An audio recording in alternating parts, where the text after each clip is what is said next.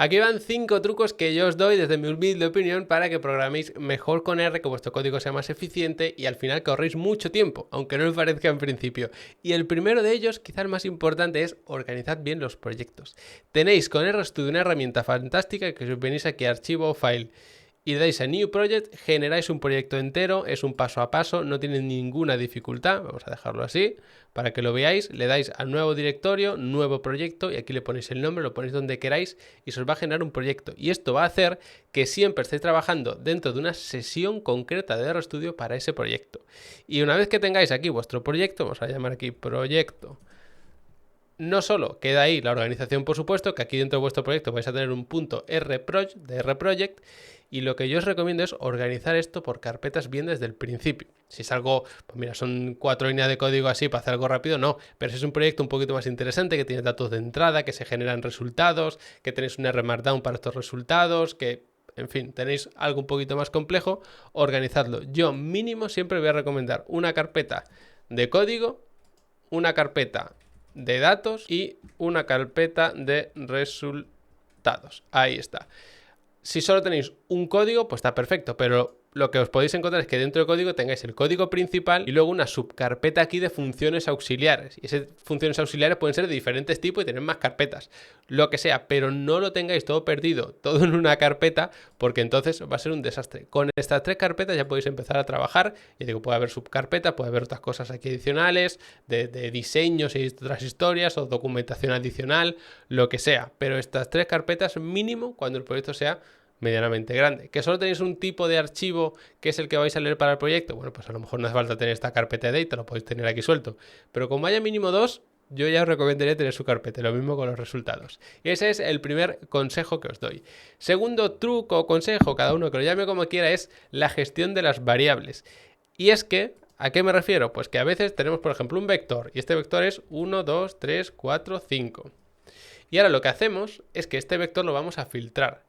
Pues es muy importante que elijáis si lo que vais a hacer es sobreescribir este vector o crear otro nuevo. Es decir, vector filtrado, por ejemplo, y aquí ponéis, yo quiero que sea el vector, pero solo cuando el vector sea mayor que 2, por ejemplo. Pues ya tenemos aquí el vector y aquí el vector filtrado.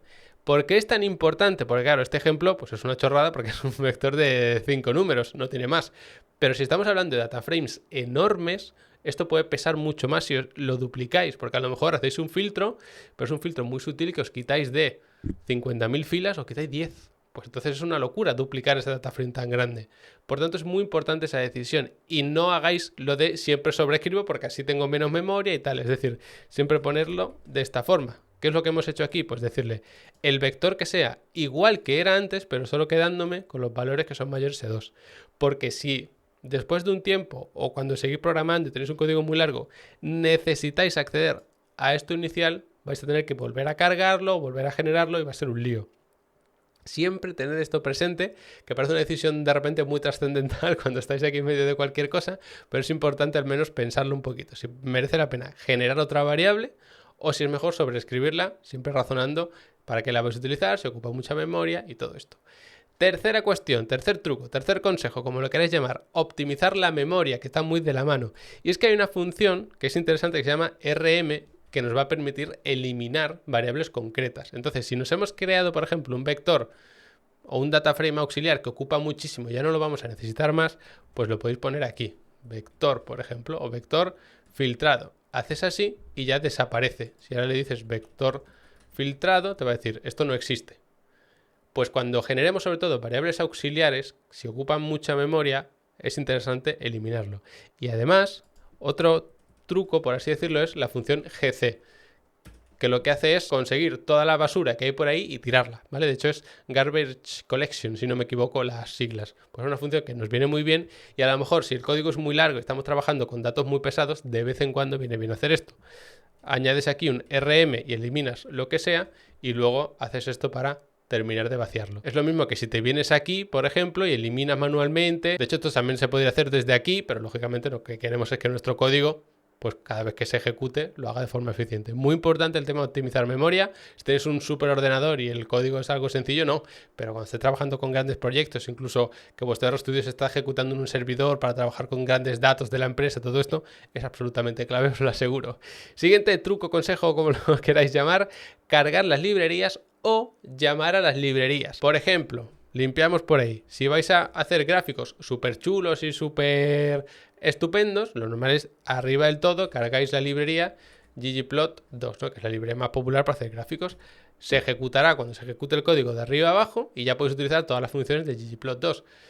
En este caso, yo os recomiendo cargar la librería completa porque lo normal no es utilizar una sola función de ggplot, sino utilizar muchas para personalizar el gráfico, no solo crearlo.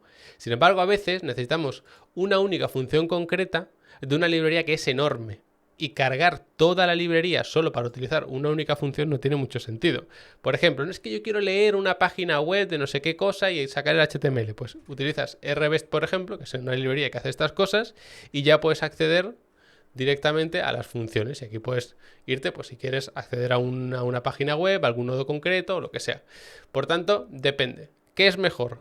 ¿Utilizar esta nomenclatura para llamar a la librería y decirle dame aquí la función que sea, o cargarla por completo? Pues como siempre depende. Si vais a utilizar, por ejemplo, 3, 4, 5 funciones mínimo, pues yo digo, vale, pues a lo mejor sí que te merece la pena cargarlo, teniendo en cuenta también lo que pese la librería, algunas muy ligeras y no pasa nada, pero si son muy grandes, ocupan mucho, cargarlas completa para solo utilizar una función, pues no es del todo óptimo. Y ya para terminar, también hablando del tema de las librerías, renunciar a librerías tipo Magritte, estas cosas que cambian simplemente la filosofía de trabajar, porque uno, la mayoría de veces es más lento, aunque vosotros en principio veis el código más claro y todas estas cosas.